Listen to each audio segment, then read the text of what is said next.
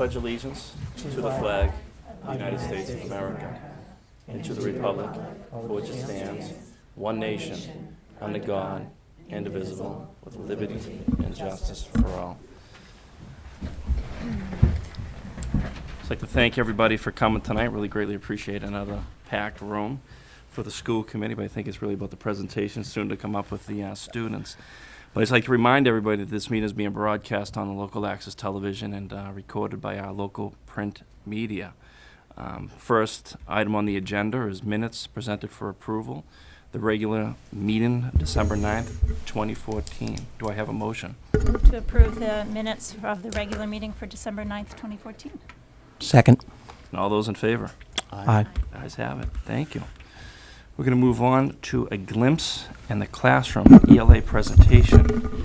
Two schools. Mrs. Tremblay. So tonight we have our three English language arts heads. We have Mary Ellen Yanabelli from the high school. She's the department head of English up at the high school. We have Kate Robertson, who is the director of curriculum for English at the middle school. And we have Maureen Fennessy representing the elementary schools. And Maureen is going to give you an introduction as to what you're going to see and hear tonight.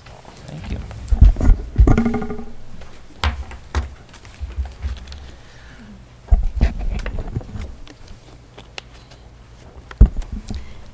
Hi, good evening. We're really looking forward to sharing this tonight with you. It's our turn as ELA directors to share a glimpse into the classroom for what things look like. And when we thought about English language arts, it was where do we begin?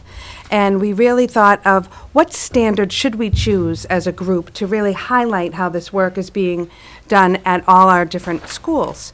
So we decided with so much especially with the adoption of the Common Core state standards, so much emphasis put on writing and the different types of writing, and the most work that we've had to do as far as changing and looking at our instructional practice is in the teaching of argument writing.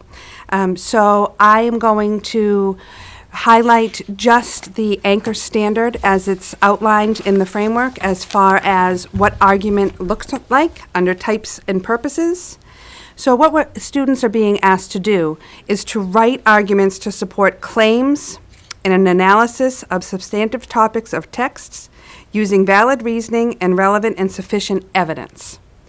Now, at the elementary level, this is quite simplified. At the elementary level, it's writing opinion pieces. But the important piece today, I'm so fortunate to have two lovely second grade students from Ms. Ariana Shapiro's classroom share some of their opinion pieces. And you will hear these young ladies share their work that they are writing and stating their opinion, and they'll be supplying reasons that support their opinions. They'll also show you their work of using their linking words to connect their opinions with their reasons. So I would like Adriana DiCorrado to share her writing piece. I think fall is great. The greatest part about fall is you can carve a pumpkin. I feel fall is great because you can celebrate Halloween. The best part about fall is you can jump in the leaves. That is why I love fall.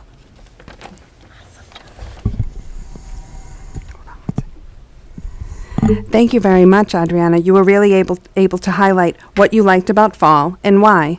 I would like Ms. Ariana Shapiro just to take a few moments to share what instructionally went behind this to prepare the students to be able to create this type of work. So in second grade, as Maureen spoke of, it's very different for persuasion, and it starts with opinion writing. So we talked about what is an opinion and how you can support an opinion, that everyone can have any opinion they want, but they need to back it up with some reasons.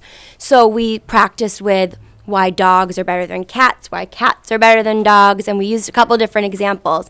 And we picked a topic, this was back in fall, about why autumn is the best season. And behind the writing process, we used a different planner to plan out our opinions and linking words and sentence starters to prove your opinion and tell why. Now you'll hear Julia Corrente share her piece of regarding her opinions about fall.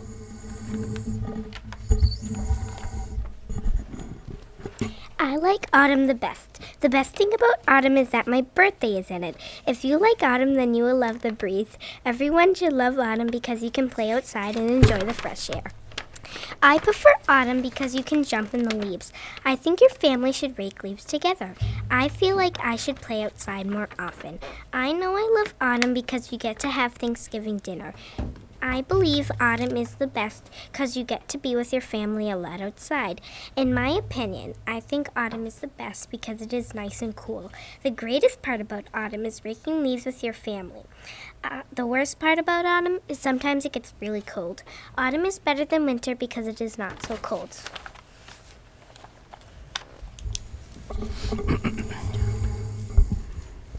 Thank you, Julia. So as you can see, the work is being done starting at a very young age where students are able to share their opinion and back up their opinions with reasoning as the standard calls for.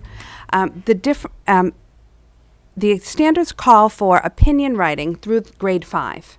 And then the focus switches and changes to where the students have to state a claim and support evidence to add to that piece. And it turns into a true argument piece of writing. So I want to thank the young ladies again, Adriana and Julia, for coming tonight to share their pieces. And I welcome the middle school teachers and students to share their work.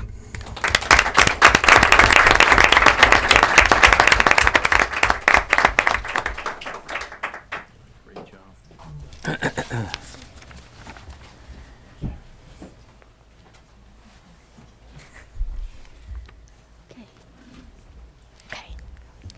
My name is Victoria Morelli. And my name is Emma Nardone. We are in Miss Wright's 7th grade English class. The argument assignment we had was, should your school participate in the National Shut Down Your Screen Week? Be sure to use evidence from the text as well as your own knowledge to support and develop your thinking. To complete the assignment, we read 4 articles. One article had some pros and cons of Shut Down Your Screen Week. Another article was just about technology in general, and the other 2 articles were fighting for a specific side. Mrs. Wright asked us to determine which side would be easier to argue based on the amount and quality of the evidence we had. In argumentative writing, you can choose either side.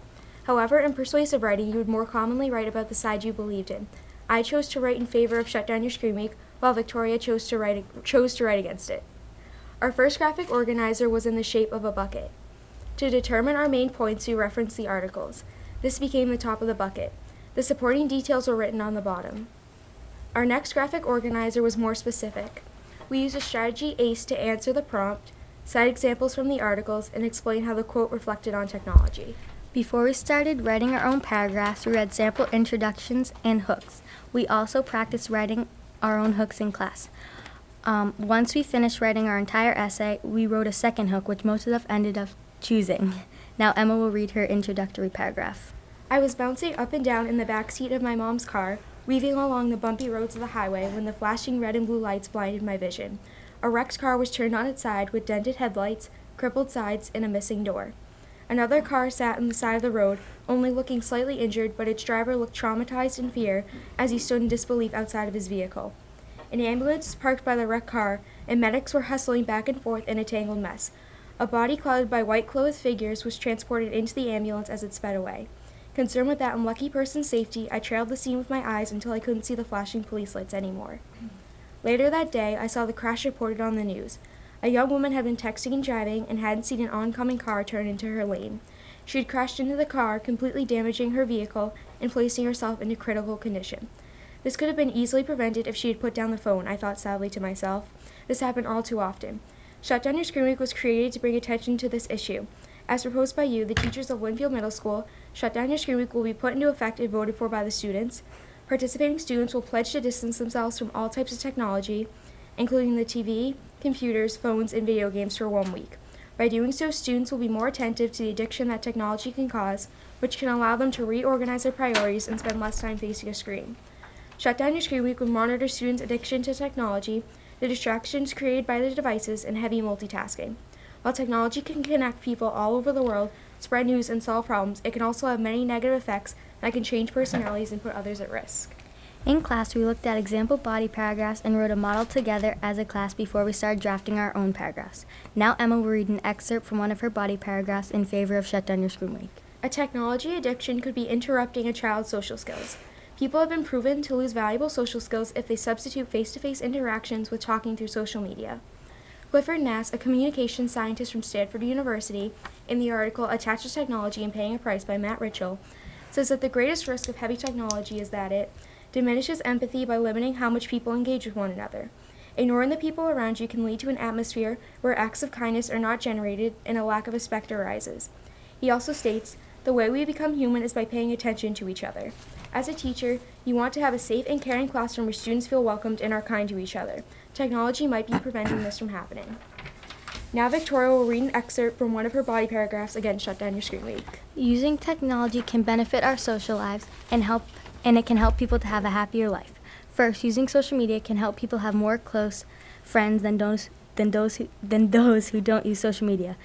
The article Social Media as Community by Keith Hampton says, based on the representative study of 2,500 Americans, that regardless of whether the participants were married or single, those who use social media have more close confidants. Students or anyone who uses social media have better abilities to make friends. In school, students will be nicer to each other and will be able to make new friends quickly. Many people think that social media is hurting children's brains and ability to socialize with people, but they are wrong. Social media can help people learn how to begin conversations with their peers. If kids are using technology correctly, they will learn how to talk to new people and learn how to respect each other. We looked at several examples of concluding paragraphs. The clincher was the most important because you want to keep your reader thinking about the prompt. Now Victoria will read her conclusion paragraph. Shut Down Your Screen Week would not be very beneficial for LMS. Technology can have a positive effect on people's brains and help them have better lives. The use of technology can help students sort information better and help them have better visual acuity. Technology can also help students come up with more creative solutions on school assignments. Also, technology can help students with homework and projects. Technology can also allow students to have more friends, help them feel less lonely, and help them feel closer to others. If LMS does not participate in Shut Down Your Screen Week, it will be better for the students and their families. Kids will feel less pressure if they forget something at school because they can always find a solution on Google. Not participating in this event will have a good effect on all the students. We used Google Classroom for this assignment. It made it much easier to access and edit at home and get feedback. Mrs. Wright wrote comments by highlighting the part of our writing that needed work so it could be edited easily. We could resolve the comments once we made changes.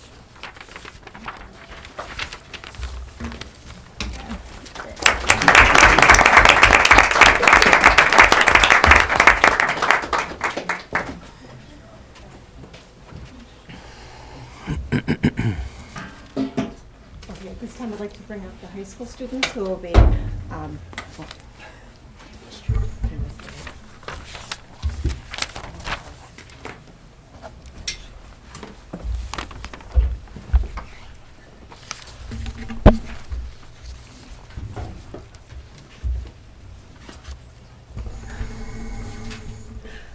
at this time, the high school, as you've seen now, we've transitioned from opinion writing at the elementary level. At the middle school level, we introduce the argument with stating claims.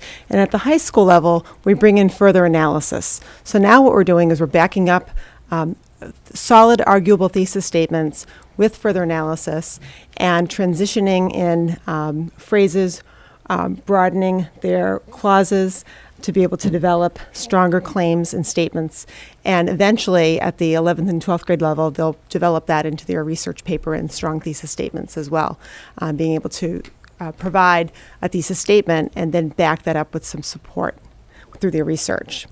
So I'll turn this over to our students who will introduce themselves and the teacher of their work. Hi, my name is Ellen Welter. I'm a 10th grader at LHS, and we received an assignment based on the short story called Young Goodman Brown by Nathaniel Hawthorne. We were given 3 essay prompts. One was to analyze the ending of the story and decide whether it was appropriate. The second was to determine the conflict, its impact on the characters, and the significance of the story. And the final prompt was to explain the difference between the 2 settings in the story, the forest and Salem Village. The last prompt appealed to us because we found numerous quotes to support the prompt that paved the way for a smooth essay. After we were assigned the prompt, we got together, the 3 of us, and immediately agreed on the prompt. After an hour or so of gathering quotes and typing our graphic organizer, what we were going to do in each paragraph, we developed a thesis. In the short story, Young Goodman Brown by Nathaniel Hawthorne, Salem Village and the forest are contrasted to show that once people succumb to temptation, they experience difficulty regaining their faith and virtue. After formulating our thesis and the rest of our introductory paragraph, we conferenced with our English teacher to make sure we were headed on the right track. Then we wrote our subtopics to plan the rest of our body paragraphs. Once Goodman Brown crosses into the forest, he begins to push his line of virtue away from him. As he travels deeper down the dark path and encounters the devil, he realizes his intentions are immoral and he feels he should turn back. However, Goodman Brown follows through with this evil errand, causing him to lose his faith completely, and he becomes unable to regain his righteousness. When we received positive comments with some minor grammatical errors, we were able to begin our body paragraphs.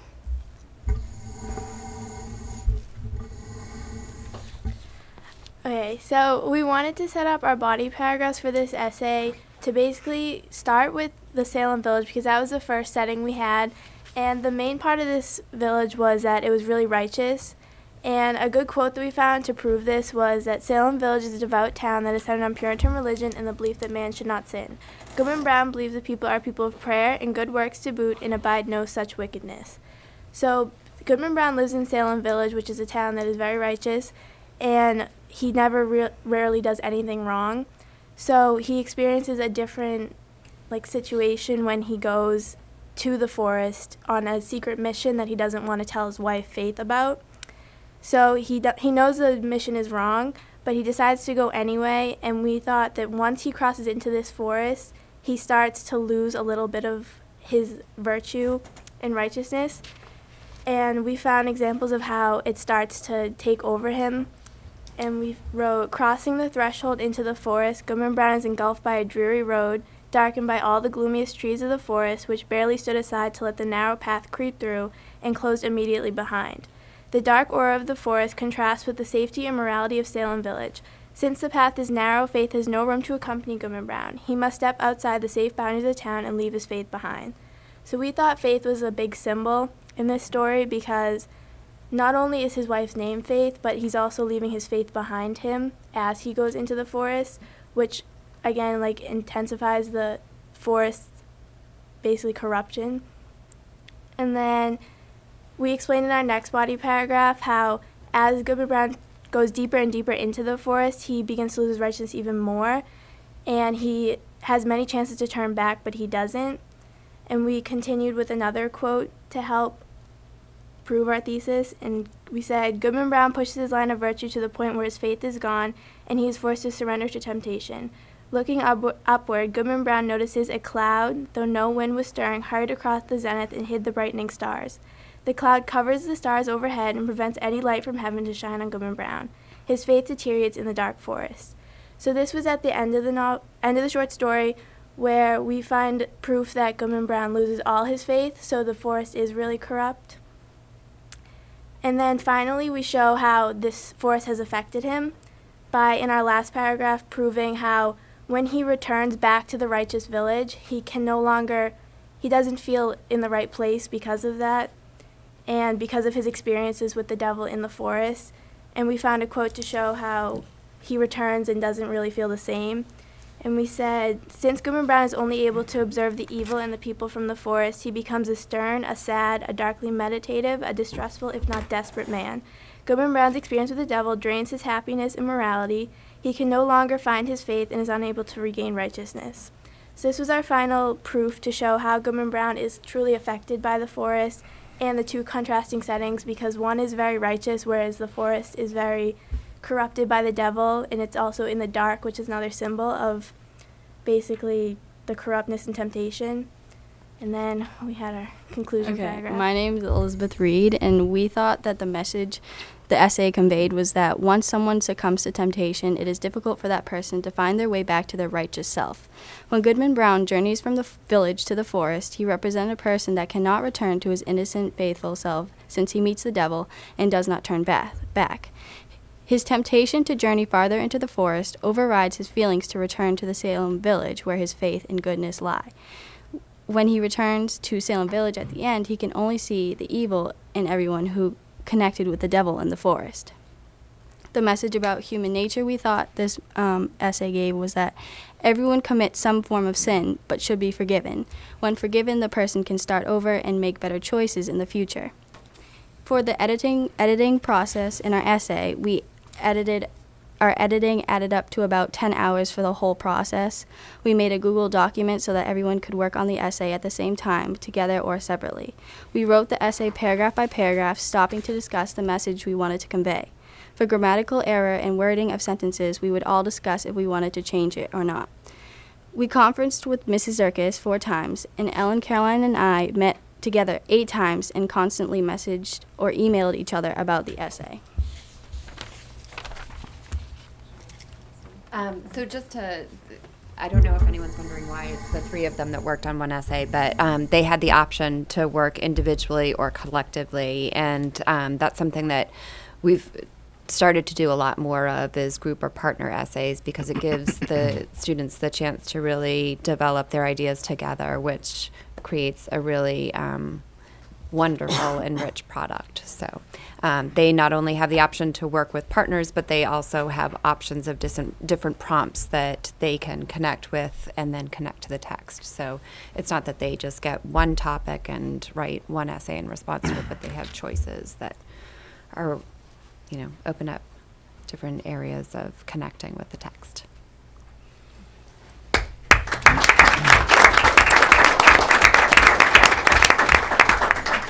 So Thank you. we'd like to thank you for this opportunity to be able to see a glimpse in the classroom at the English Language Arts Department. Thank you so Thank you, much. Mary Ellen. Thank you. Most impressive. Any comments from the committee? I just have a comment. I'm worried about the parents whose kids are learning persuasive arguments at such a young age. Yeah, that's a very good point. Kind of glad mine didn't. On a more serious note, sometimes we talk about 21st century learning skills, and sometimes they elude us to try to capture them. But here's what we saw. We saw the 4 C's of creativity, critical thinking, communication, and collaboration. And we saw a lot of higher order thinking skills in terms of critical thinking and analysis and synthesis and evaluation. So that shows us that much of what our students are learning is absolutely tapping into the higher order thinking skills. And that ties into technology as well. And I liked seeing how it built through the grades. I think that was really how, the skills at one level built to the next set of skills. Yeah. I think that's really important for us to see Sequence. that vertical articulation through the grades. And that's really the whole purpose of this, is for people to understand how important it is, the instruction that's going on at the elementary level, why that instruction is so important to the success of our kids at the high school and at the middle school as well. And I think that we can talk about it a lot, but when we see it firsthand in the kids' evidence, them getting up here and sharing it, for me, it's crystal clear to see how they all link together. So I'm glad that was so evident tonight. Thank you. You all did a great job. Great job. Nice job to. Thank you. And to, I go ahead. just wanted to thank the presenters. I've said this before when we've had other groups in. It's really hard to get up here and present in front of a group like this, and you're being broadcast on television if you didn't know. And clearly it's clear that you put a lot of pre-work into all of this. So we all appreciate it, and I know the town appreciates it. I think it's why we're so proud of the school system, seeing the students every meeting now. This is great. I think this is a record, Dorothy, for sellout crowds of the school committee. In about 5 minutes, we'll. It's going to be gone, so enjoy it now. It's something we said. But I just want to thank you. It's great to see the hard work and the wonderful work of the faculty and the students, and why we have so much pride in the school system. Great job. Thank you. And Thank so you. on that note, you all have school tomorrow. So you may all leave if you wish to, but thank you so much for coming and being part of this. Thank you. You're not calling a snow day tomorrow? I'm not calling a snow day tomorrow. No, not a Yeah, cold there's day, no not a way. snow day. Coordinate that, whatever. It was great when Kaylee went on there first. Oh, I know, huh? How sweet is that? The other day, Everett didn't have school and Lynnfield did. They have a lot more walkers. Yeah. To be I do fair. realize that. Which, I do realize that. I said, I can think of one kid. I said that. Beth still stayed home. Yeah. I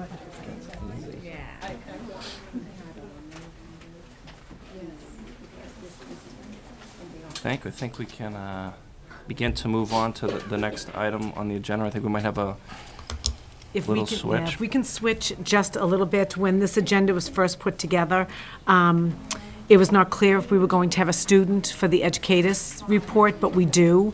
And so in the essence of making sure that he can, actually, I'm not sure who Brendan brought with him, but so the student can get back home, I would like to be able to put that report now, if that's okay with everybody.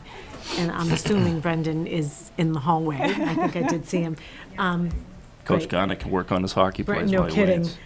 Brendan, I just introduced you, so if you would like to come to the podium. I was not sure who you were bringing with you tonight, so. Raphael. Okay, great, so you can have a seat. Thank you, I see you Maureen. right there. Thank you for coming. Thanks for having us.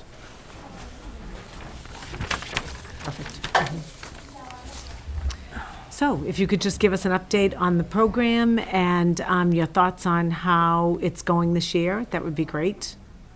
I think the second year is going great at Lynnfield High. There's 9 international students with the Educators program, and 4 of them are for the semester, and 5 of them signed up for the full year. And I think it's going well. The students are all participating in various things. Some of them play sports. They are involved in the music program. They participated in the recent musical, the theater. Some of them are involved in some rigorous academic classes, some AP classes. I think overall, I think it's going pretty good. And so who did you bring with you tonight? This is Raphael. Raphael. Raphael, welcome. Would Thank you like you. to share your experience with us at Lynnfield High School? Yeah, sure. It's been like a really nice experience for me because like everything is new here because I'm from Brazil and like everything is like different here, like even the weather, even the people. So, but I found the people here in the high school very friendly, very nice to me, like every teacher, every director, Mr. Cleary, Brandon, like my friends, was everything like very nice to have an opportunity to meet new people, to have a totally different experience. Like I got to play sports here, played soccer, was really nice to have practice every day with all the guys that were really nice to me, my coach, everything like being really nice. My host family is really nice too, so everything's been great. Do we have any questions? Any questions? Are you here for the whole year or for part of the year? Just part, like I'm going back to Brazil in 2 weeks. Raphael, did you study a lot of English before coming here? Yeah, I did. I started studying English like since I was 9. Okay. So yeah. And you're doing okay with the academic challenges of Lynnfield High School? I think yeah. Okay. I think I didn't have any big trouble. Okay, good. I'm glad to hear that. And did you come with anyone, from your local community at home, or are you just here? Because I know last year, wasn't it, the student who presented was from Brazil as well? Yes. And are there communities over there that kind of send a handful of kids, or were you just solo? Just solo, but like I met some Brazilian here, like a big friend of mine here. He's from Brazil, but I didn't know him in Brazil, but here I get to know him, so now we are big friends. What are some of the differences you've noticed since you've been here versus school in Brazil? In Brazil, I think the difference like the time. Like here, I started at 8 and I get off like 2:30. In Brazil, I start at 7 and get off at 12:30. And the difference, like it's like not a big difference, but in Brazil, I stay like one class with all my friends. Mm-hmm. Like I never change classes, so the teacher changed the classes to come. And here, I got like all different kids in every class. Like if I take math, it's with some boys and girls, and if I take like English, is with other bunch of kids. So that's the big difference. That's great. So Raphael, how do you find out about Lynnfield over in Brazil? What's the process on your end? Like what? For the program you're in right now, how do they find you to be part of the program? I searched to come here. Yeah. Not like first I choose to do the exchange program, Then in Brazil, we have two options to choose. You can choose like to choose some city to go, or you can choose a random city. So my family and I, we choose to choose a city. Then I have an agency in Brazil that helped me to choose, and they gave me like some options. Then I searched every option on the internet, and I like a lot of Lynnfield. Then I just talked with my agent, and she gave me the contact of a boy from my city, that is Lucas, that he came here last year. Then I talked with him, and he said a lot of good things from here. And I just got more convinced to come here. That's great. Actually, I have a question. I'm not sure whether it's for Brendan or for Bob Cleary about when we originally decided we wanted to do this program, we thought it would bring some diversity and something to the high school. So have you found that that is the case? Yeah, without a doubt. I think Brenda can probably speak to it too, but especially this year now where we've got 9 students. We've got a few students from Brazil, a student from China, a student from Germany. Really kind of, it's broadened quite a bit, and that, they'll spend time together with themselves, but they've also made different friend groups at school. So I think that just kind of the diversity that it brings to the school and kind of the experience from multiple groups in the building. Brendan said earlier, some of these kids are playing sports, some of them are in the musical, some of them are in drama, some of them are in the coffee house. It's really been kind of nice to see kind of the whole school community really rally around and help them out with. Yeah, I would say that was well said. I mean, we have 5 new nationalities. So I think there's definitely some diversity there. Yeah. It was really interesting at the coffee house, that the last coffee house that I went to, some of the girls were getting up and singing songs from their native country, and it was really nice to see that. And I will tell you, again, the talent that some of these kids have is absolutely unbelievable. But it's been nice to be at the high school and to see the kids all just completely mainstreamed with everyone else at the high school, how quickly these young kids make friends. It's very, very impressive. Yeah. I think it's a great addition to our community. Yeah, and some of the students that we're getting are high achievers, and with academics or the musical, and they're getting involved in the school and the music program. And we have one of the students that participated up at Lowell in a theater production, and had to attend a Wednesday meeting from 3:30 to 8:30, a Friday meeting, Saturday morning meeting, and then the production was at 2 o'clock on last Saturday. So they're really taking advantage of everything that Lynnfield and its community offers. And we're actually at the high school, we're doing a luncheon tomorrow, because some of these students, like Raphael, are leaving in 2 weeks. So it's an opportunity for them to we're doing a luncheon for the teachers and the school staff. So I think that's going to be a neat opportunity for the teachers to come in. And Raphael, along with many other students, were at the high school, till 6 p.m. tonight, getting things ready, prepped for tomorrow's event. And I think I know it's going to be successful.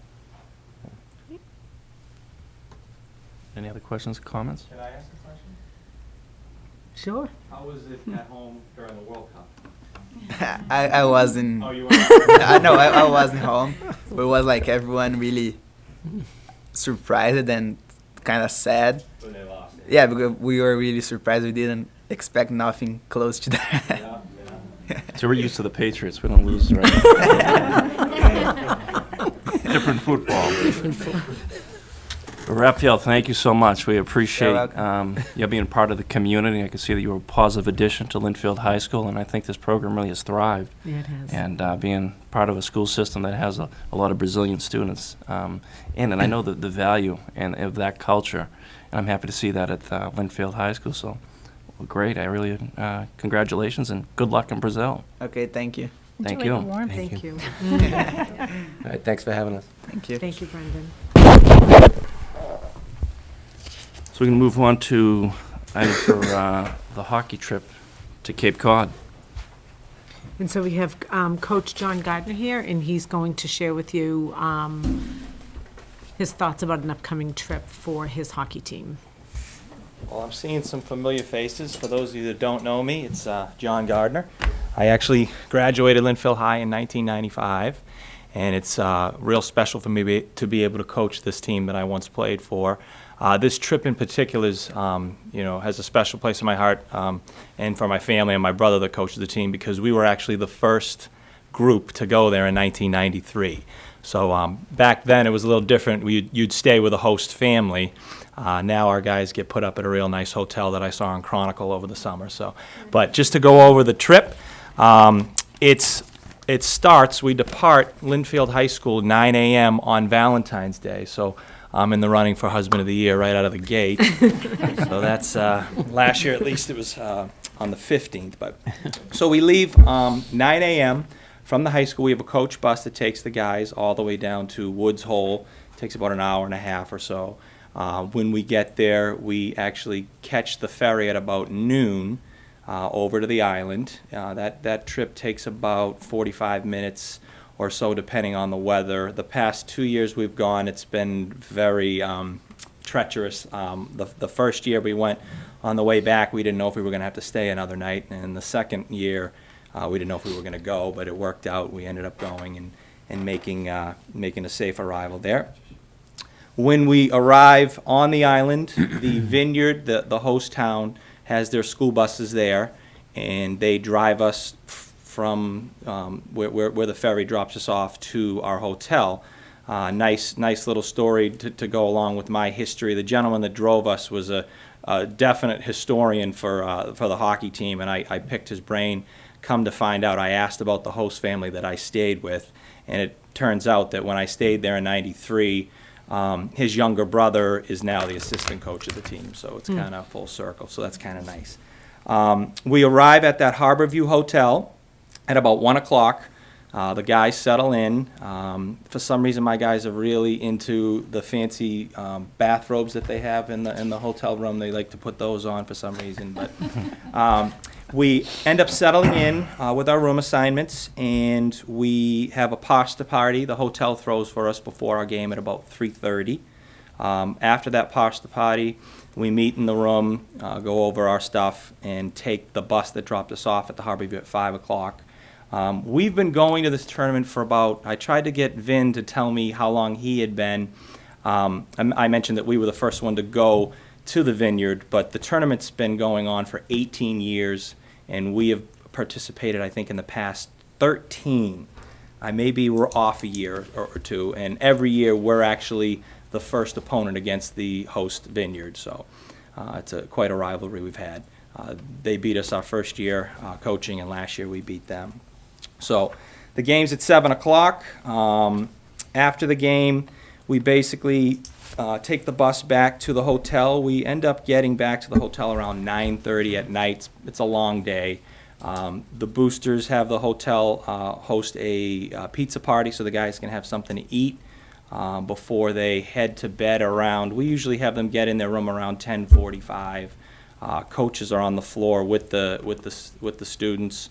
The parents are in the hotel too. I'd say about 80%, maybe more, of the parents make the trip to the Vineyard to show the support. We do bed checks at about 11 o'clock. We actually have to get up. The team, the Vineyard hosts a breakfast every morning. If we win, we play at 3 o'clock in the championship game. If we lose, we play at 1. And the Vineyard's nice enough to host a breakfast every morning on Sunday, 9 a.m. So all the teams go. The teams that are playing earlier show up around 9 o'clock. The teams that are playing at 3 o'clock will show up around 9:30. They can't accommodate all 4 teams. The other 2 teams that are traveling are Weston and Westwood, which was actually 3 of the 4 teams that were in it last year. Weston's a new team this past year. So again, if we play at 1 o'clock, there is a ferry at 3:45, and generally we pack all our stuff, and the game takes about an hour and 45 minutes, and we hightail it out of there. If we are fortunate enough to play in the championship game, which we were last year, That game's at 3. It'll end at about 5, and there's actually a ferry at 6:15. I think the latest we've gotten back, when we get to the ferry and get back to Woods Hole, the latest we get back to the high school is about 9:30. And again, it's a long, a long weekend, but again, it's special to me. The guys, really enjoy going, and hopefully, as I mentioned, the first year we lost in the first game. Second year we made it to the finals. This year we're hoping to take home the championship back to Lynnfield. So. Well, nothing less, Coach Gardner. Yeah, I know, That's what we expect. I know. We're building. Yeah. Any questions, comments? Yeah. Go ahead. I know I'd asked you about this. Do we Right. have the insurance information on this? So Dorothy and I were talking about that. That's something that I have to look up from the policy. I mean, it's a road trip. I mean, generally speaking, we take buses. I know it's overnight. I know all the guys fill out their medical forms through the school. As I mentioned, 80%, if not more, of the parents are there. So I don't think it's, again, we've been going for 14 years. It's never been an issue. I think it's different than the trip that goes to Europe, where they're talking about trip insurance. Right. This is just Yeah. basically a really long away game. Yeah. It'll be like going to Amesbury. Yeah, we actually- All of our, it's still in state, so Right. any personal insurance, any school insurance are all covered as a school trip. We had to do three fundraisers: a car wash, a bowling trip, a raffle to raise money so the students are, basically free of charge. So they worked hard since September. Hockey's, doesn't start till December, and they're going at it in September. The parents, the boosters are great. So a lot of support there. May I? Absolutely. There, I think it says in the form that there's be 4 chaperones on the trip. Yes, myself, my twin brother's the assistant coach. I have 2 other coaches that have been with us. Actually, every staff on the hockey team is a former graduate and former player. So we're all there. As I mentioned, the parents are there, but the responsibility falls on us, chaperoning our guys. As I mentioned, we're on the floor with them. We kind of read them the riot act. We're pretty hard on our guys. So, so. So the coaches are all Lynnfield High School staff? All Lynnfield High graduates. Okay, So. and staff members, Yep. not parents as chaperones? No. And the chaperones are dedicated while they're there the whole time to Absolutely. supervising the students? Absolutely. Yeah, it's a long weekend. We like I said, most of the guys are looking to crash after the games, and we're on the floor with the guys. We're pretty vigilant with our guys about staying out of trouble. We're big preachers of character with our guys, so they hate hearing me say that I never got in any trouble in high school or since high school. So. Just out of curiosity, the other schools that are in the tournament stay at the same hotel? They do not. I'm not sure where they stay. Our guys, I think, are definitely getting treated very. I mean, they raise the money. It's a beautiful hotel. One of these days, I have to go to the Vineyard, not in February, but Might be more expensive. Yeah, you're right. It's beautiful. It's funny. You don't see any pictures and postcards of the lighthouses covered in ice, but that's what we've had every time we go. So. I think it's a nice connection that you have such history, because it teaches them they best behave, because all this stuff comes back around. Absolutely. Oh, we tell our guys we have spies everywhere on the police force, in the high school. We're all over the place. So we're big on staying on our guys. Yeah, no, I think it sounds like a great trip that is probably a really special memory for these kids. Going off to college and having had this experience behind them already. Absolutely. Just one thing, and this has nothing to do with this trip, but just in the future, just so we can get in the habit of this, I think it's appropriate that when things involve the athletic department, we should ask the athletic director, since we have that position, to be here as well. He would be here for the game tonight, so he's working the that's fine. basketball game. Yep. Site That'll director. probably always be a problem. I know, that's what I was just going to say, That's that right. the chances of him being free to show up there. Certainly, if there's no obligation to it, Right. then Yep. coverage will happen. Right. He'd rather be here than being a site director right now, I can imagine. Yeah. But Coach Gardner, I just want to say, as a fellow class of 1995 graduate, I'm really proud of the work you're doing with that hockey team. I know hockey's pretty big and important in Lynnfield, but I've heard about the great work you're doing with the team, and I know you're kind of building that up to the legendary status of when you were playing on that team for a couple of great Absolutely, coaches. Cape Ann League champs 4 years in a row. So great job and good luck. Thank you very much, everyone. Nothing but a championship. You know it. Thank you. Thank I gotta you. practice right now. Thank you. So we'll move right on to the high school program of studies. Mr. Cleary, if you could come up, please. Thank you. Can we get the other lights on now? Presentation. I think Mary Ellen, I think it might be that switch right there. I'm I going to didn't even apologize notice they before we weren't on. start. Got a cough drop in my mouth here, and I try to speak as clearly as I can, but I'm battling a pretty good cold right now. So thank you for having me in. Program of studies, as always, we put a lot of time and effort into this.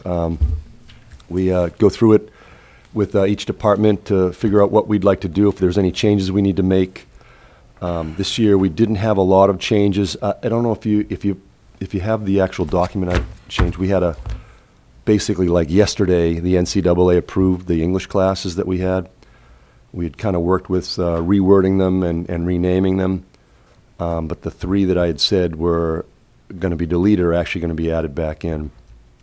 We finally got approved. It's kind of an ongoing rolling thing with the NCAA of when they approve something, and then we can kind of resubmit it to make any changes that they might suggest as to why they thought it would make it or would not. Sometimes it doesn't really seem to make much sense why they deny it, but then they had approved it. So So those have all just been approved. So at this point, we don't have any situations for any of our classes that are not approved by the NCAA. a couple of questions. Could you just go through why we need the NCAA to approve our classes? Sure. And secondly, did you change the course content or just the description to get it approved? There's a little bit of both there, and a lot of it is, there's a real kind of weird part to it. There's part of it's just the semantics of it. There's really no rhyme or reason to some of it. Part of what we run into with the NCAA is if we have any students that are going to go on and play collegiate athletics, there's the NCAA clearinghouse. They need to be cleared. The NCAA requires, much like we have graduation requirements, the NCAA requires a certain number of courses that they have approved and say these are appropriate courses. It's kind of one of those that, to be honest with you, for us, we always say that if you look at the level that our kids are performing at and what we're doing, it really doesn't pertain to most of the courses that we have.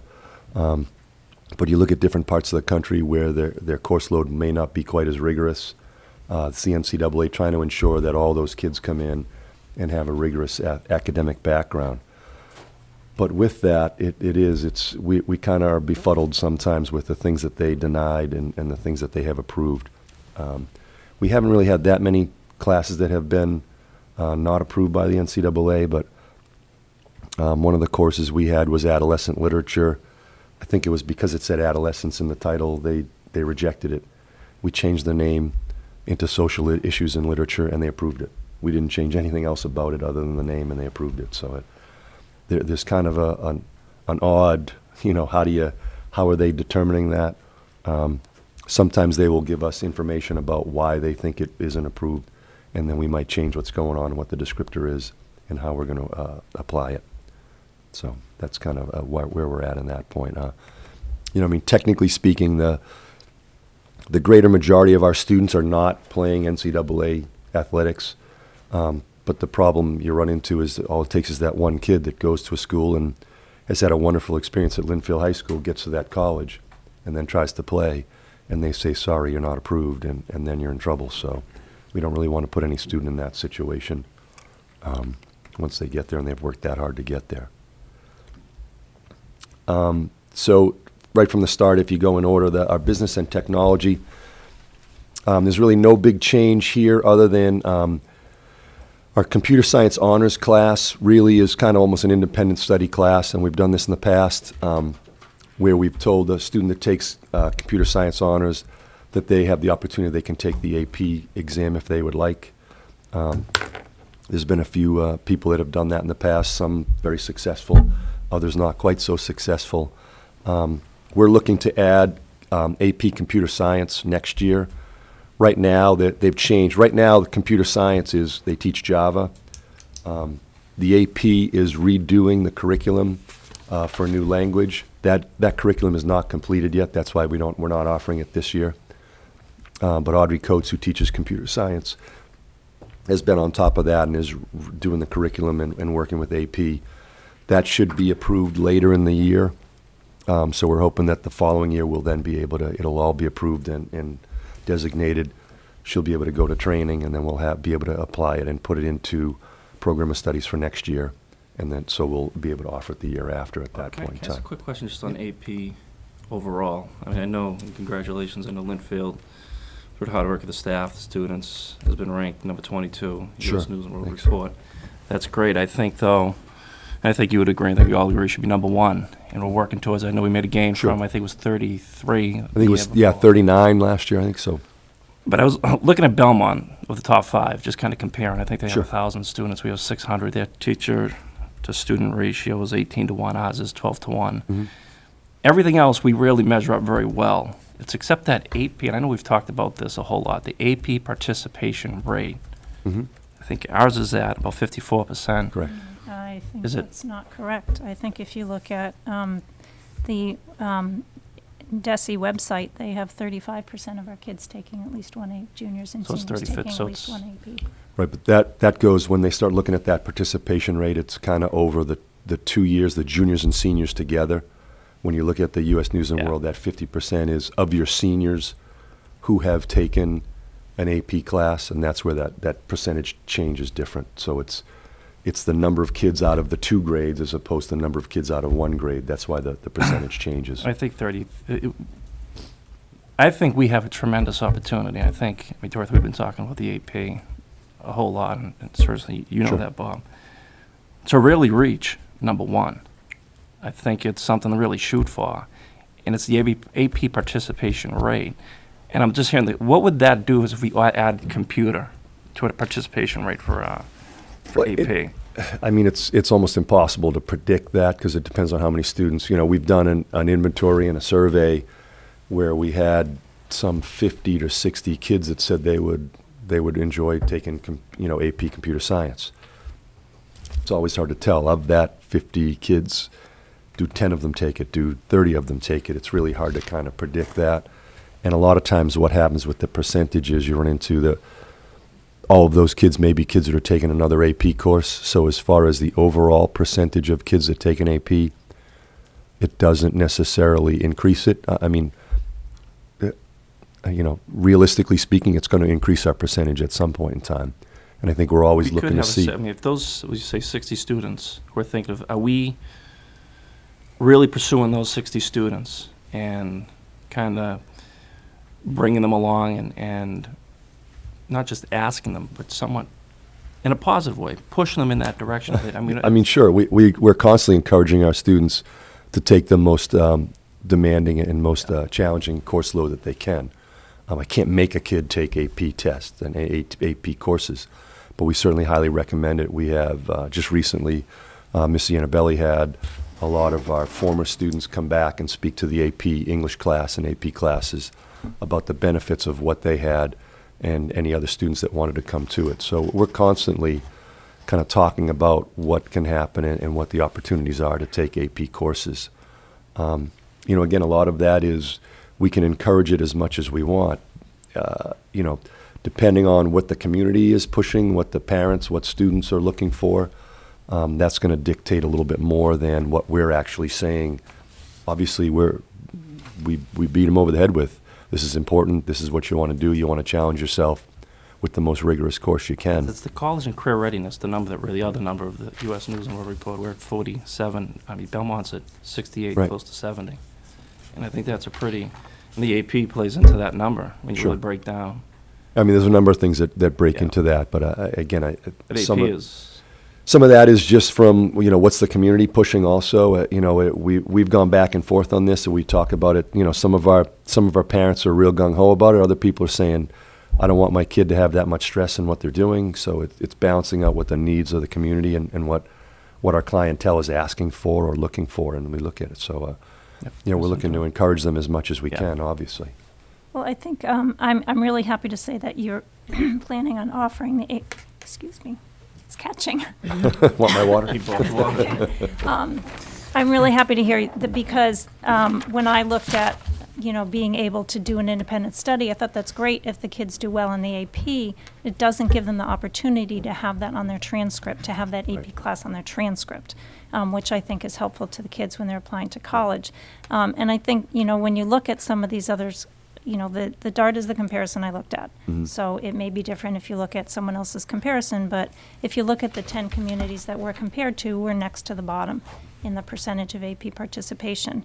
And I think some of it relates to what we offer the kids in terms, not just here are the classes we offer, are you ready for that? But if we could offer things that, like environmental science, where it doesn't require the heavy math, maybe that AP chemistry or something requires, or AP art classes that kids that really excel in that art area can have the opportunity to have that jump on college and career readiness. So I'm hoping that as we work on it all the time. Laura Johnson has been talking about it. We did a couple surveys prior to, and we had 3 students that said they were interested in it. And I just, here's one of those I've only got one art teacher.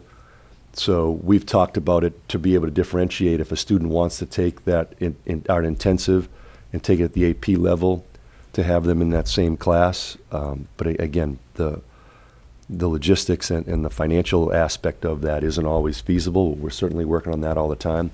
We're constantly asking, we're constantly trying to get kids. We've got, Scott Gordon now started the sustainability course, which will be that kind of leading up as we get kids into that course, into that realm. Then obviously the end game of that is to try to offer AP environmental science. So, we've got to start and take some baby steps and kind of build the foundation to get kids to that. But we're working on that all the time to try to increase the number of students that have those opportunities. But, we'll keep working on that. Thank you. not on that. I do, if he wants to go back to. Oh, did you have? Are we? No, we can. Do you have anything on that point, Jamie? No, I want to go in a different direction, but we can. Okay. Okay. Do you want to wait until he's finished? Want me to go through the rest? Okay. There's just a couple more. I was So just, the other ones are just kind of the semantics of, for foreign language for our Latin advanced class. Every year it switches from that kind of senior year class or that final class as advanced poetry or advanced prose. So that's just the switch we're making this year is switching from the poetry to prose, and then next year it'll go back to poetry, so we offer that. Math, we deleted the statistical research for social science. Here's that question. We've talked about this a number of times now as far as making math a 4-year requirement. For our state schools now, if you're going to go to state school, you need 4 years. We've had that statement in our program of studies for the last couple of years to kind of let kids know. We've done a little bit of research in that, and we're probably anywhere from 5 to 10 students that don't take math. So I think we're at that point where we're saying we'd like to make that move. I did a poll recently for our Northeast Principals Conference.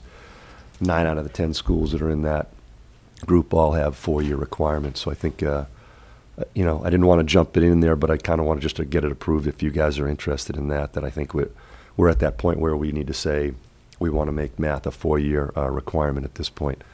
We've talked in the past about a student that's going on and may not need that 4th year, is they know they're not going to public school, a state school. But I think for the handful of kids that might affect, we can take that on a case-by-case basis. And I want to set up, much like we were talking with the NCAA.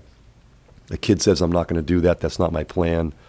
And then somewhere later on they decide, well, you know what, that's where I'm going to go, is to a state school. Now they haven't taken a math class.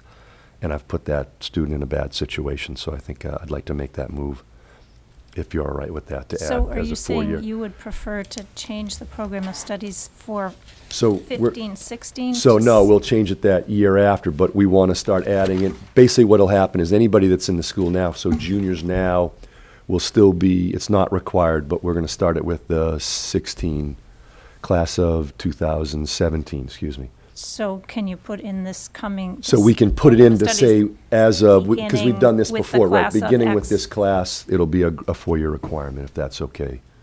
if we can get your approval on that. I wouldn't think anybody'd argue with that, but And I opine that I think that we absolutely, at the level of high school that we have, we absolutely should be requiring the kids to do the math Great. core curriculum. super. So I totally agree. I don't think anybody would disagree with that. That's great. Thank you.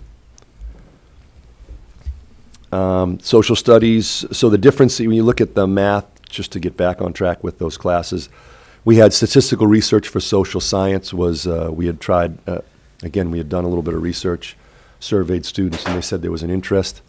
When it came down to running it, we only had a few students that had signed up for it. So we've pulled that statistical research out of the math department and gone back to the Intro to Sociology class, which was a semester class. We're now turning to a year-long class that'll incorporate pop culture and sociology.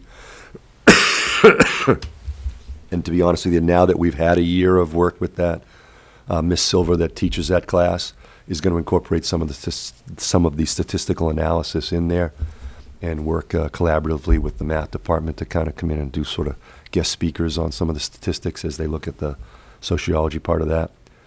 So although the course didn't run, it was a great collaboration, and I think it's going to make for a nice course for us in that case. And I think as we look at a 4-year requirement, one of the things we need to really kind of look at is how can we round out that senior year math class. And again, we're doing some more inquiries and some more surveying. We're probably looking at like an applied statistics class. It's probably going to be the best bet. I think is going to cover the most and give kids the most opportunity there. So we'll obviously talk about that as we move forward with that. The last thing on there was the visual arts department. A lot of that was just updating. There's really no major change to what we're offering. It's just kind of the semantics of it. We realized as we started reading through it, they talked about the new technology of digital photography. And we said we really need to update that. So Liz Hayden has come in and rewritten those to update the language on that and kind of talk about some of the portfolio and give kids some independent study work as you can read through those. So those are the changes that we've made. So if you've got any other questions, be happy to entertain them. Comments or questions, Jamie? Yeah. Bob, can you just speak a little bit to how often and with what rigor we evaluate the overall curriculum? And I say that, I say that from the perspective as I read through the program of studies, thinking about what skills students are going to need to compete in a global economy. Sure. There are things, the math caught my eye, and I'm glad we're talking about a four-year requirement. There are things like AP Computer Science, which I think is necessary. I look at all the schools that are starting to teach things like Mandarin. So just evaluating the curriculum as a whole. It's done every year. That's part of our curriculum work with our high school leadership team. Obviously, most regimented is when we did our NEASC. We do our self-evaluation, and we were actually commended for our curriculum and kind of the offerings we had. So I think that's an ongoing thing. That happens every single year. So that's why part of this, when we talk about our program of studies, this whole thing starts in September. When we start talking about that at our high school leadership program, is what kind of things are we talking about as we go through this? Do we need to update? Are there other offerings that we think we can see as we look at 21st century learning expectations? What are the different things we can do? To be honest with you, that was that part we were kind of excited about, the statistical research course. And that may come back, and again, that's part of that, the ebb and flow of what do our students want, number one, and what do we think they need to use there. So those are the things that we're constantly evaluating. And it's also, guidance puts it out in our school profile. We have those conversations with our colleges. When the college reps come in to visit, we're always comparing our school profile, and we have those conversations with the college reps all the time too, is what are they looking for from our students, and are we getting our kids what they need in order to be acceptable and accepted at those colleges. Do you feel like we have any gaps? No, I think at this point, I think we're right on. When you look at, again, it's kind of a constant topic when we talk about my principals meetings, guidance. Mike Maresco leads North Shore Guidance Directors. You're constantly having those conversations, and when you compare what everybody's offering, it's all pretty similar. there's a formula to what works to get you to college and kind of what our students are needing and kind of what is expected of them. And I think we're pretty right on. I think we're always trying to explore. You're always kind of throwing feelers out, and we're always trying to see what we can do. If there's certain interest in certain electives and other things, then we'll certainly look to try to go in that direction and offer that wherever we can. But again, like a lot of the other things we say, that this is where the beauty of some of our online courses is. It's hard to offer, that course that's only going to have 4 or 5 kids. I can't justify running that sometimes. But to be able to use online courses and some other opportunities for students to kind of venture out. You're into oceanography. I just can't teach that at the high school right now with our other science classes. But have a kid take that online, an opportunity like that. So that's where I think at this point our VHS selections have been real helpful for students.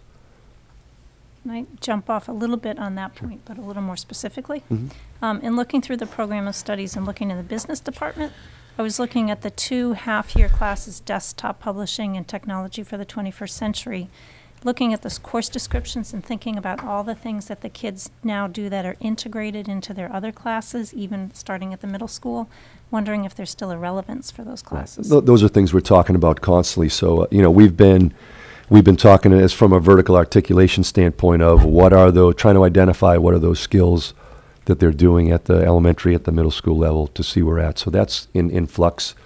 I don't know that we're in a point right now that we can totally change the whole thing, but that's kind of where we're going with computer science, to take the technology in the 21st century. Right now, it's kind of an apps class. How do you use Word? How do you use Excel? Kind of those things where we're in a point now where we're dominated by our Google Docs and Google Sheets. So those are all kind of going to change as we go through. And we're starting to see more and more of that. We're doing it a little bit more independent study. So although that's what's in the write-up right now, when they get in there, the teacher will kind of assess where everybody's at, because again, everybody comes in at a very different level. So she's been, Audrey Coates has done a super job with that, of giving kids independent programs to work on and things that they want to explore and things that they think they need. And we'll start to kind of introduce some of that.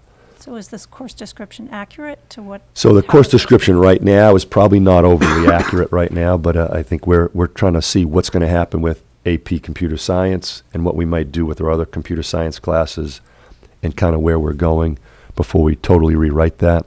And again, we've got to collaborate a little bit more with the middle school to get that. But, right, because it seems to me that would be an opportunity to to sort of do what Jamie was talking about, is sort of upgrade to things that are more in line with the skills that kids need, or the attributes that they need.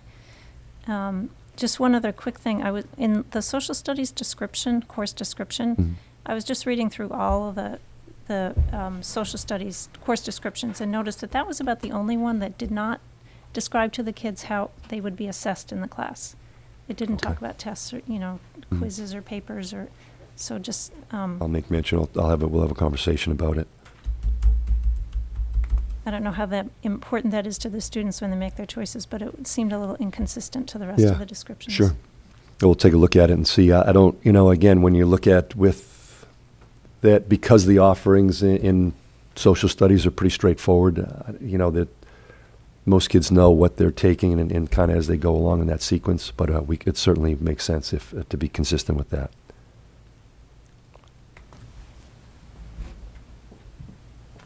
Susan? Yeah, I have just a question for clarity. It seems like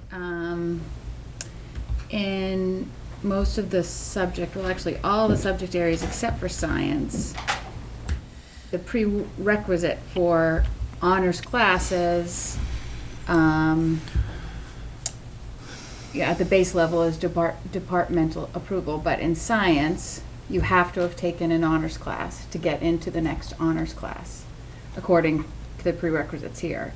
So I'm just curious, why is science different than the others? And that may just be an oversight, because we do the same thing happens with everything. There's at the beginning, as they come into ninth grade, it happens in February. There's testing that's done, and they assess that. Once you're in at the high school, and we talk about this all the time, so that's just an oversight on our part. I'll take a look at that. once you're in, anybody has the opportunity, if they're doing well at the CP level, then what they can do is if they ask to move up to an honors level, they can do that. Probably what it is, to be honest with you, was we're going back to honors bio was 9th grade, where CP bio was sophomore year. So it didn't follow the same trend that everybody else did. Now that we've realigned that, that's probably one of the things we forgot to do, to be honest with you. So it's a nice catch. Okay. That for us, we'll kind of clean that up. So now, I all just wanted to make sure three bio, were- bio, CP, and honors is all 9th grade. So if they're moving up to go to, if they're in CP bio and they want to move to chemistry honors that following year, then they can do that if they maintain the A or A minus or better. Okay. If they get departmental approval. Okay. We don't, it's one of those things that we've said it all along. We don't want to restrict anybody. So if they want to challenge themselves and they've proven themselves at that CP level, once they have that conversation, and whether sometimes there's some other things that go into that, but everybody can kind of move up and kind of change track if they need to. Since you mentioned the, now that the biology and chemistry are totally aligned, I guess maybe I dreamt this, but I thought we had talked about the fact when it was finally aligned that would allow for some more flexibility and perhaps some new course offerings in science. So I was a little bit surprised not to see anything change. Right. Well, therein lies where our sustainability class has come in. So that is a direct result of that, being able to fit that in because we've aligned that. So that alignment was really a year ago. So that was the sustainability class has come in, has been fairly popular. And then obviously we're always looking to see if there's other interest and other things we can add in there, we will. I'll just ask one more. Right ahead, Dorothy. Can you just remind me, the kids that are working on the help desk, do they get credit? Yes, they do. So is that a class or just? We have in the program of studies, there's a couple different, there's a work study, there's independent study, so they Yeah, pick that's up, where it falls. depending In the on the hours that they PhD work, they'll gain a credit, a certain amount of credit, depending on the hours that they put in. Okay, I wondered if that's where it falls. Right, and we've also been flexible with it. Sometimes they'll take community service hours out of it, or sometimes they'll take credit out of it. That's up to them. That's the beauty of working with our independent study program and having that sort of the independent study as the class. We can kind of be flexible with whatever student wants or needs in that. Thank you. Jane, just a question for you. I know you've been doing a lot of observing this year, and you're going to be doing some presentations around your entry plan later in the year. Is this all going to be part of that? Sure. In the surveys that I did surveys with parents and with faculty, and I asked lots of curriculum questions. So I will definitely be sharing out what the thoughts were from the faculty and from the parents on the curriculum. That's great. Well, if I could just go back quickly to this, to the U.S. News and World Report that I was just kind of reviewing quickly today. And back to Belmont, top 5 school, which I think we absolutely compare well with. The community puts in a whole lot of money, invests a whole lot of money in our schools, and certainly now our fields, and we got a wonderful complex at the high school. So Belmont has 400 more students, but only 10 more teachers compared to Lynnfield. So I think we have, at least I'm just looking on the outside looking in, I'm trying to say, how do we become number one? How do we move, like you did? I think we made a good game from 33 to 22. So I think we're moving in the right direction. So I think it's great work. What is it we need to do as a school committee or as the high school? Is it a scheduling issue? Is it? It's not that easy. I think I know it's when you not look easy, at but it's there's worth There's it. so many things to that, from the community to the schools to what's happening from K to 12. There are so many variables to that. Because I would not to just because you've mentioned that is the community asking for it. I think the community is discussing it. Certainly, Sure. I know we've had the discussion with guidance, Again, preparedness. I think any community, when you look at the top 100, Yeah. everybody's trying to get better. Everybody's working at it. I don't know that there's a magic pill there that says this is what Belmont's doing, that they're rated higher. Some of it, to be honest with you, it's just the way the way they move the numbers. It's kind of an arbitrary thing that when they start talking about their college readiness, because there's so many. ACT will give you a college readiness number. U.S. News and World Report gives you a college readiness number. Some of it's based on your MCAS scores. So it's kind of like they make this moving target and everybody's chasing it around. those are things, we're constantly in contact with those schools to see what are the things that they're doing, and we're constantly working to see where we can improve. I don't know that there's, I can put my finger right on, geez, Chris, if you give me this, I'll Yeah. guarantee we're moving up to number 10. 'Cause I mean, you made a pretty good gain, and it's not that Yeah. this just came out recently, so it's something I was looking at some of the data Yeah. the last couple of days. So it's good gain, but I think we certainly we've positioned the school and the community, and we certainly have positioned the high school well to really continue to make those gains. And I think I'm hearing it from the community about the colleges the students are getting into, the preparedness. It's not a negative. We're trying to keep Everybody's pushing always for the concerned with best. that, sure.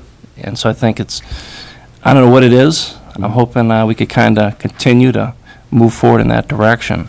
That's our goal. That's what we do. We show up every day trying to do that and do the best we can to try to find out what is that thing that's going to help our kids advance and get our kids the best opportunity they can. And I know you've looked at the schedule in the last couple of years.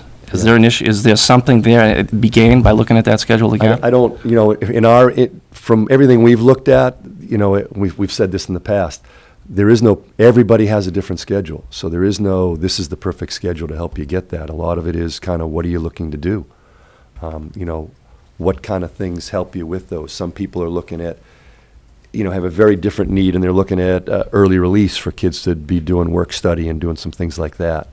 We don't have the number of kids that are looking to do that. They really are looking to do that. I'm taking my courses during the day, whatever I'm doing, that's the track I'm on. That's where I think is going to be most successful. When we've looked at a number of these schools, we talked to Belmont, we talked to these other schools about their schedule. I think everybody. Have you talked to Belmont about that? It Everybody- just happened to be a top five. everybody likes- Because I went Belmont. Yeah, I mean, everybody likes their schedule for some things. Everybody dislikes their schedules for other things. When we did 2 years ago, when we looked at that, we actually went to that U.S. News and World Report, and we picked like the top 15 schools and just went down and contacted them and went on their websites and looked at their schedules. And some of them had almost an identical schedule to what we have. Others had pretty convoluted ones that, didn't What make a lot is of sense. Belmont, I know we're not here to talk about the schedule, but what is Belmont doing with the schedule that was unique? I don't know off the top of my head. I don't know what their Because schedule I think they're maximizing, we have better teacher-to-student ratio. It seems like they're maximizing their numbers of staff. Right, I think it's one of those things, you got to be careful about just looking at that straight student-to-teacher ratio, because again, you get an economies of scale at some point in time when you've got a school of that size and kind of what you can offer and kind of what you can do with that. And again, part of that is how do you report your teachers and what you're doing? Are there more aides that they're not counting that are putting more people in a classroom with someone? Again, those are always kind of gray numbers and gray areas that are, but we can certainly get a call, but Mike Maresco's son works at Belmont. We can certainly get some inside information there and see what we can do. Can I just Great. add a comment to that? Because I think, I would cheer louder than anyone, or if we were number one in U.S. World's News, whatever. But it's only one measure, and we look at a lot of different things. But when we do look at the schedule, I think you hit it right on the button. What does it do for us, and what doesn't it do for us? And so I think some of the survey information will be very interesting, because it does prevent, it prevents some schools have the ability for seniors to do internship type things, which I think sometimes our schedule prevents, or dual enrollment, or certain things that they can't do because of the waterfall thing. So I think it is important to look not only at what it does, but what it doesn't do. And I guess you may not know this off the top of your head, but I'm curious what other schools have for their science schedule, because I think our kids spend about a third more time in science than any other subject. Yet we don't necessarily have the science MCAS scores that would reflect that extra time. Sure. So I'm curious to know how other schools handle science. Yeah, I think and again, when we looked at that, it varied. Some had large, with teaching in longer blocks and didn't use a double lab period. Others did. Other people didn't use the lab period. That when you look at the push for more lab sciences and lab periods, that's why we strive to to try to keep that double block in that lab period so that we can run the experiments in the labs that happen, but keep our other, without going to a 90-minute block schedule. How many, but the kids do less than 10 labs a year? I don't know that off the top of my head. I can check on that for you. We can take a Because, look I at it. mean, it is kind of a double-edged sword, because Sure. taking up 2 periods for science prevents Right. sometimes them, their ability to take other classes. Mhm. Yeah, we can take a look at that. I mean, I echo all of the discussion that's going on. I mean, I think on one hand, we can look at all the numbers and, analyze ourselves up and down. I think the thing that I'm taking away from this is there's nothing out there that's glaringly bad. Which is also a double-edged sword. There's no silver bullet that's going to fix everything. But I think there are a lot of things that can be incrementally better.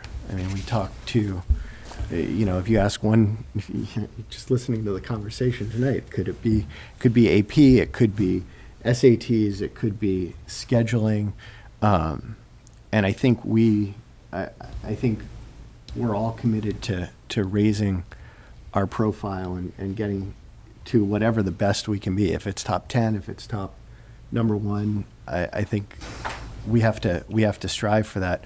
But I think we all need to look critically at what those incremental steps are, and that's, a lot of that is I'm excited to hear your observations, Jane, with a fresh view. But I would also challenge us and you, Bob, to constantly be looking for those incremental steps that can take us the half inch in the collective half inches that will take us the few feet that we need to get better. And ultimately, it's the students being able to accomplish what they want after they leave, which is the measure of our success. Well, Bob, I think a lot of school systems would like to have the problem of figuring out how to go from, just if you go from the U.S. News and World Report, number 22 to number 1. So we've done some tremendous gains in just this past year. So I think it's a good positive discussion, and I just applaud the work of the staff and the students at the high school. They're doing some great work, and Thank it's you. quite Yeah, obvious in the well, results. We appreciate it. Thanks. And obviously, that's possible because of the support you guys give us and how hard our kids work, as you saw earlier. What's going on from K through 12. So it's been great. It's a great place to work, great place to be. Thank you, Bob. Appreciate it. Thank you. Thank you. Let's move on to the Metco discussion enrollment for this year. So, currently, we have 4 kindergarten students in our METCO program. We have 2 at Summer Street and we have 2 at Huckleberry.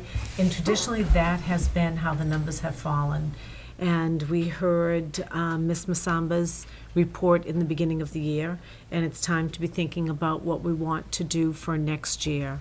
And as in previous years, my recommendation would be to continue in the vein that we're going, which is to accept 4 kindergarten students into our kindergarten program for next school year, and the elementary school principals will work together with the curriculum directors to gather those students and then ultimately decide where those students will reside for their elementary years, depending on enrollment and what the numbers look like at each building. And as it has fallen in the past, for 10 or 11, since I was the principal at Summer Street School, we've always been able to do 2 at Huckleberry and 2 at Summer Street. And so I ideally think that that's the best thing if we can do that. But if the numbers for any reason were terribly different from one school to another, that would warrant a conversation. And is part of this just based on how difficult it is to predict how many incoming kindergartners we have? Jamie, that is so difficult to predict. And I will tell you, the building principals at this point, the conversation starts now, and the numbers change literally daily. It is one of the most difficult things for us to predict. There are times when literally, when I was the principal, we would look, and I would say we have 95 kindergarten students, and I would be in a panic over class size, and Lori Murphy, the secretary, would say 5 students just decided that they were going to go to private kindergarten. And so it literally changes by the minute. It's the most crazy numbers, literally, and so it gets very difficult. Dorothy, you're laughing. It is true, though. Have you not seen it? I've gone into a meeting and had come out of the meeting an hour later, and it's 6 students different than it was when we went into the meeting. Right. In fact, if I remember correctly, I think it was not too long ago that the numbers changed so drastically that we ended up adding a kindergarten classroom because literally at Summer Street School, it was in the matter of 24 hours, we had 10 new students, and we were already at capacity. And I add that meeting was like 2 days before school started. It is probably one of the most stressful things for the elementary school principals to deal with. Once they're in, they're usually in, and they stay. But getting them in is a whole new story. So that would be my recommendation for the 15-16 school year. Questions or comments? Hearing none, we'll move on to the collaborative update and articles of agreement. Okay, so the collaborative update, I have invited Kara Morrow to join us tonight because of her wealth of knowledge in working with the collaborative. So tonight is actually going to be twofold. It's going to be the collaborative update, and I've also shared with you the collaborative agreements. And I know that many of you did not receive these until this evening, as I did not put them into the Google Drive because it's such a long document that I thought you might appreciate having it in your hand. So the conversation will be talking about the collaborative agreements. You'll have time to read them over the next 2 weeks, and then the board can take a vote as to whether to accept them or not to accept them. And the other part of this conversation is talking about the collaborative updates. So what's going on with the collaborative and what we look like in the collaboratives. So the first thing I want to share with you is in the collaborative agreements, we are part of 2 different collaboratives. We are part of SEAM, which has 10 local districts that participate, and all of the districts are listed in each of the documents that you have. Kathy Lawson is the executive director of the SEAM collaborative, and Kara and I were talking before the meeting, trying to figure out how many years Kathy has been there. She's been there a long time. About 8, I would say. Probably about 8 years. And then the other collaborative that we're part of is the North Shore Education Consortium, and that has 20 districts. And Fran Rosenberg is the executive director of that collaborative, and this is her 2nd year there. So inside each of these documents, you will see the agreements that have been already looked at by the DESE, the Board of Directors at both of the collaboratives, which you know that I am on the Board of Directors for both collaboratives. We have looked at, we have talked about in detail, we have voted on them, we have said that they're good, and now the next process is for the school committees of the member districts to take a look at them, probably have a little bit of discussion about them at the next school committee meeting, and then you can vote on them. And then Chris, as chair, will sign that you all agree with that, and I will bring that back to both of the executive directors. Just a little bit before I invite Kara into the conversation, being on the board of both of these collaboratives has been very good for all of us. First of all, it gives me great access to some very talented superintendents on the North Shore to talk about the initiatives that are happening in their districts and to just be part of that little professional learning community. And the other thing that has been great for us is that the collaboratives really take in the feedback from the Board of Directors as well as the special education directors to really formulate what they're going to be doing in their collaboratives. So if there is a need for maybe more information on mental health issues. Either Fran or Kathy will get on that immediately, and Kara's going to talk a little bit about that tonight. So being part of that board, really, we have an opportunity to really drive what it is that they're going to be working on, which ultimately helps the students in our district. So now I'm going to invite Kara into the conversation, and she's going to share with you some of the resources that both of the collaboratives have and how we're utilizing them here in Lynnfield for not only our students, but also for our faculty and our administration. Great, thank you. Thank you for having me tonight. So as Jane had mentioned, we're members of 2 collaboratives, SEAM Collaborative and North Shore Education Consortium. I think when people think of the collaboratives, they think often just strictly around programs and placements. I've absolutely seen both collaboratives expand them and represent themselves as resources to the districts in other ways, particularly with consulting, contracted providers, that sort of thing. So I thought I could just review each collaborative and highlight just some of the ways in which we're accessing them at this point. So I can start with SEAM Collaborative. At this point, SEAM Collaborative, this year alone, we've accessed one of their 45-day assessment program, which a lot of our collaboratives offer. A lot of collaboratives offer a 45-day assessment program, and both SEAM and North Shore Education Consortium offer them as well. And the point of something like that is for students who may be in a difficult spot, they may need an alternative setting, we may have a special education team who feels that we need more information to really design appropriate programming for that student. So it's a nice resource to have, and we've made referrals to both North Shore and SEAM and access that piece. And that whole process offers a midpoint and then a final meeting with a really comprehensive report at the end that will either allow us to return the student with a better understanding of programming or make other placement decisions. We've also accessed the SEAM Collaborative Therapeutic Learning Program, which has been a great resource to some of our students. We continue in the past couple of years, we've continued to look at our home services program, and that's a support that we're offering to families to help students with their mastery of daily living skills, routines in the home setting, to allow consistency from the school day to the home setting. We've been in constant review of this, of how we're contracting in these services the past couple of years, and I think I've spoken to you about our switch in providers over the past couple of years. And we've been really happy with SEAM Collaborative's therapists and their ABA director and the use of these services. And I think our families have been happy as well. So we're continuing to access those. We have contracted a teacher of the visually impaired for our students who have vision and mobility needs.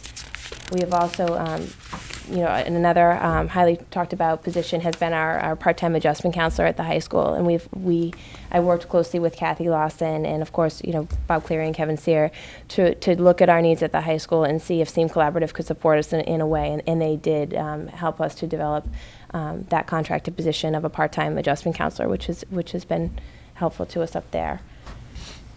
In addition, in terms of the contracted providers and the professional development that we get, we also have professional development opportunities that are available to our teachers and to myself as a special ed director, particularly with a focus on special education legal issues. Those are frequently offered by both collaboratives and are absolutely a good use of time. In terms of looking at, as Jane said, looking at district needs and pulling groups together, the whole point of the collaborative is when you have districts that are small like ours, that we can pull together with other districts and work together to support initiatives that are either mandated from DESE or just coming up district to district. So SEAM has also developed job-alike groups for special education directors, team chair people. Recently, they started up a group that has local psychologists and guidance counselors working together on DDMs, because that's really, when you think of DDMs, we're kind of more subject-driven right now, and so that's a low-incidence group that will benefit from working together on that. Transition services is also a big, a hot topic across the districts, and SEAM has developed, last year they developed a transition task force, and we had representatives from each of the districts participate on that. And now they're part of the Metro North Transition Task Force, which is facilitated by SEAM, and that's really getting together groups of professionals working at the secondary level, whether it's high school or post-secondary. As I've mentioned, we have students who fall under us for program development up until age 22. So we're really looking to create high quality programs for those students to get them ready to move on once they leave us at, whether it's when they obtain their diploma or at 22. So this task force has been great with pulling in other agencies and really opening up the understanding of community resources that school districts can access, whether it's Mass Rehab Commission or Department of Developmental Services, and just really opening up our eyes to all that can be offered. Because I think as a small district, we feel that we don't have as many resources as maybe the larger cities. So the group was intended to pull together suburban districts to show what else can be out there to support the schools and these families and students. Additionally, something I think that's exciting for the summer, SEAM has headed up a mental health institute, and we have sent a representative from Lynnfield to be part of that committee to talk about how we can form. It's basically a professional development opportunity. It's broken up into having different breakout groups focused on different mental health issues that districts across the area are facing.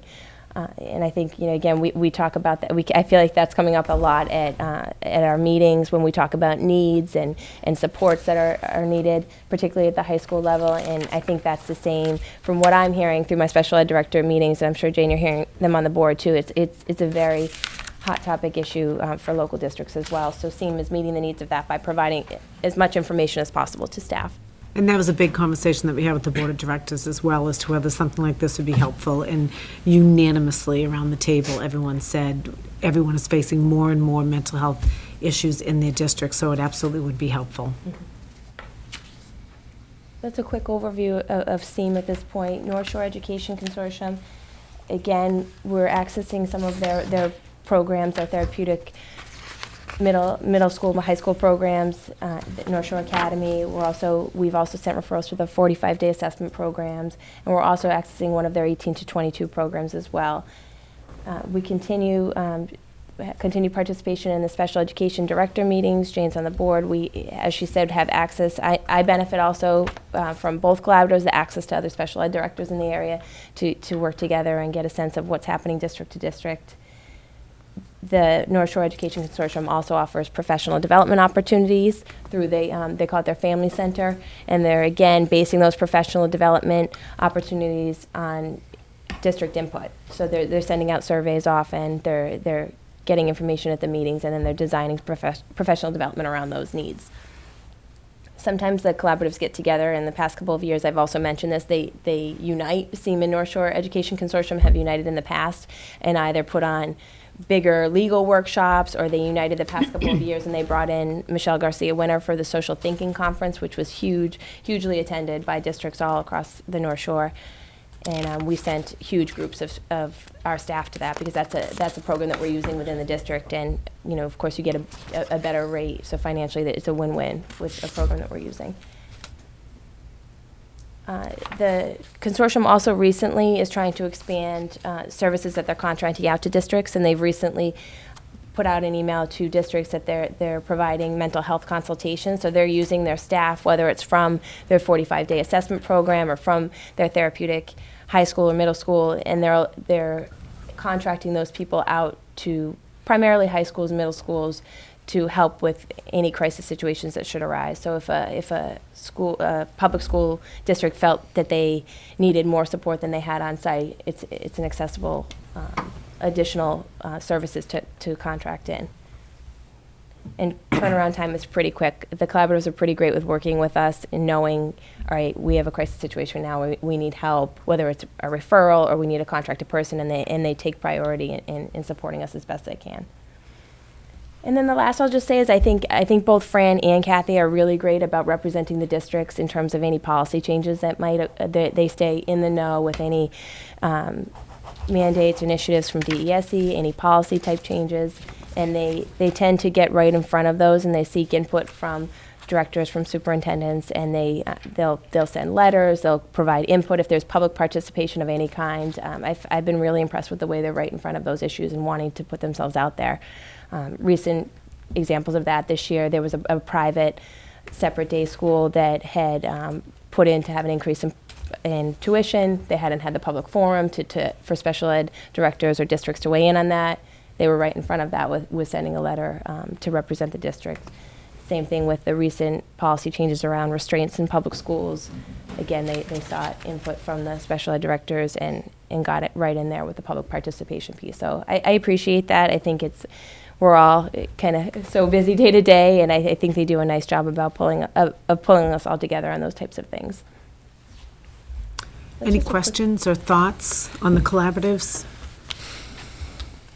Is it unusual to be part of two collaboratives like this, or is that? I don't think so. Well, we're one of, I know for the SEAM North Shore group, we're one of, I know Reading belongs to both, North Reading belongs to both, and Lynnfield belongs to both at this point. I can't think of another district that belongs to two. Mm-hmm. So we're one of 3 at this point, in this area that are belong to 2. I think it's highly beneficial, particularly when working with families. It's nice to have options, and I think one collaborative can't be everything to everyone. And I find myself interchangeably working between the 2 because they might just have a strength here or a strength there, and it's nice to be able to have the options of both. And sometimes, this has happened before too. Sometimes we, if both of our member collaboratives can't, we're always, we may look at another collaborative. But I think there's huge benefit to utilizing our member collaboratives. I think historically we decided to join the second one because there was a difference in the programming that they offered, and it was cost beneficial to join the second one and be able to get the member tuition, right? As opposed to paying the out of member, the non-member, yeah, non-member. Thank you, non-member tuition, and it seems to have continued to be the case as time has gone on. I would agree with that.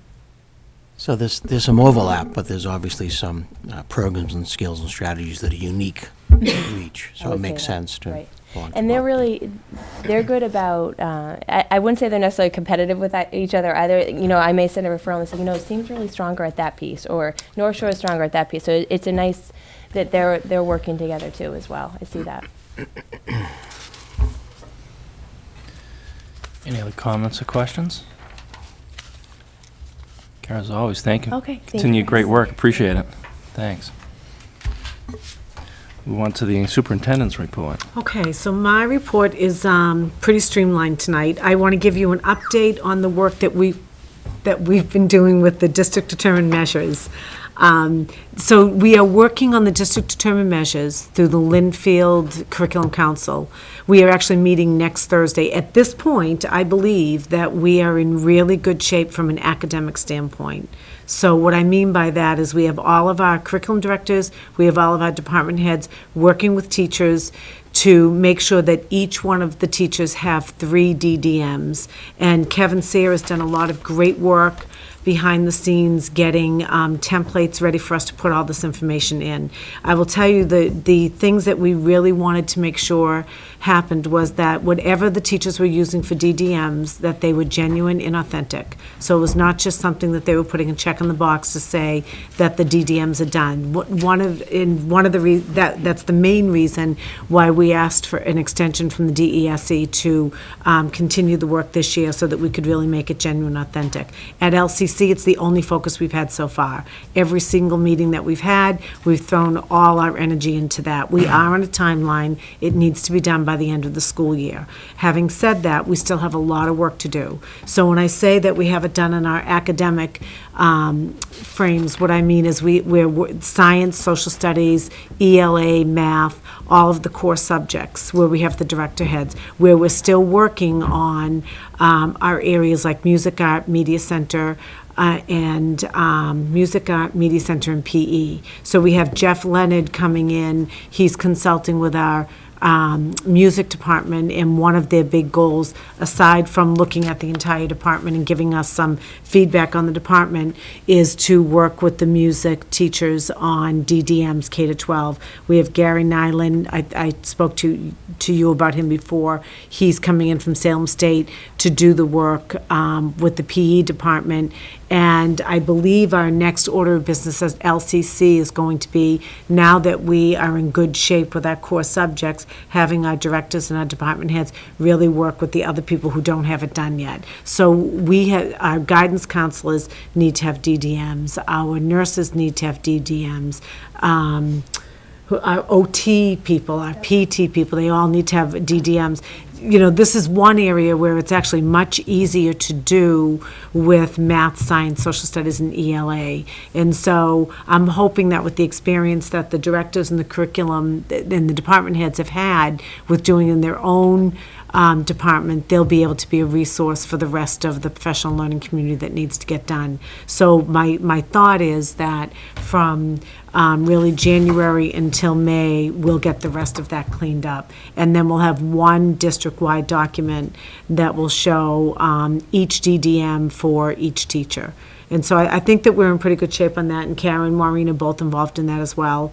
And so I think that we'll be in great shape come the spring. But it's a lot of work. It's a lot of work to do it right, to get it be genuine and authentic, to make it in, the way that we tried to explain it to the curriculum directors and to the department heads is, if DDMs are to go away, we want this to be something that you are still going to use in your practice to help you better understand how effective you are with your students and what it is that you want your students to know and be able to do. And so after some professional development with the directors and the department heads, they have a full understanding of that, and they've really taken it and they've run with it. So any questions, thoughts, or concerns on that? Once they're developed, will we be able to see? I'm just curious what gets developed and how that measurement happens. Certainly. I can certainly share the big template with all of you so that you can see it. Be nice. Yeah, I think it will be. It will be. I think it'll be very informative. Any other questions or comments? Hearing none, we'll move on to public participation. Hearing and seeing none, we'll move on for matters of action. I know we have 2 matters that are on the agenda for a vote on 2 issues we discussed tonight. I know it's usually the habit of this committee to vote at the next meeting. Is the committee comfortable taking that vote, these 2 votes tonight? Okay, I know that the first one, Jane, what was the number under the students? So we'd like to continue with what we've done in the past, which is up to 10. We feel like that's, I consulted with Bob and Brendan and Kevin Sarah on that, and they all agreed that has worked out well. So up to 10 educator students coming in for the 2015-16 school year. Jane, and I didn't ask this, I should have, but I just thought of it. How are those students doing academically? Very well. I've been so impressed with this group of students. They seem to be everywhere. I mean, not only are they active participants in the classroom, that's what I've seen. I've walked into some of the classrooms with Bob and said, I don't know who that student is. And he'll say that's because he's an educator student new to the building this year. When Brendan was talking about them being in the musicals and on the soccer field and at the coffee houses, they're doing amazingly well, and on top of all of that, they're doing very well academically. It's a very talented group of students. How about the effort to find host families? Has it been challenging? Well, it was challenging at the beginning of the year, and it's something that I would probably talk to Brendan about in terms of how we're going about doing that, because we were really struggling with that at the beginning of the year. But everybody found a home, and everyone was, safe and sound, so to speak. But that's a big commitment. It's to have someone come into your home for 5 months or possibly a year.